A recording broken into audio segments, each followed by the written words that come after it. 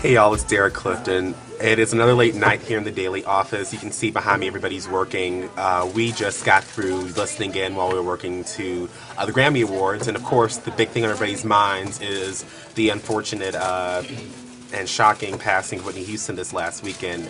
Only 48 years of age. It's sad. You know, she's not only, a superstar, a musical legend, but she's also somebody's mother, somebody's daughter, and just think about that. Someone's going to have to bury their own daughter in the next week or so. And it's really disheartening to have to look on social media, look in public forums, read many articles and reports about her death, and read people, some friends of mine on Facebook, some I've since befriended and some other folks have too, people who want to joke about the crack is whack, the baby, like all the craziness about Whitney Houston's life that we have to see in the last few years as she struggled with drug addiction and tried to make her way toward recovery.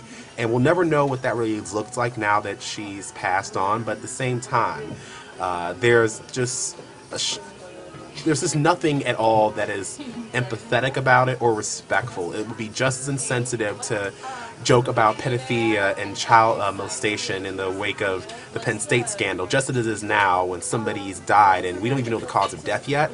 Even though we know she had issues with drug addiction, it's just as sad and unfortunate that you have some people who are that insensitive and want to poke fun at someone who has died this way. I mean, we can't deify her. Of course, we know that, her issues really eroded her voice, which at one point was absolutely unmistakably one of the, and still is one of the greatest of all time. But of course, with the comeback album and the attempts at touring again, we never heard that voice again. But at the same time, it's one thing to criticize and, lament about, what could have been and the unfortunate mistakes and decisions she's made, but it's another thing to mock somebody for that. We have to remember that just like anybody else, this woman's human, and, we have to come to grips with this in our own way. I know I'm saddened by it. There are a lot of memories, me and other folks that I know, have of Whitney. I called my mother as soon as I heard the news, and she was very upset. It was my mom's a singer, and this was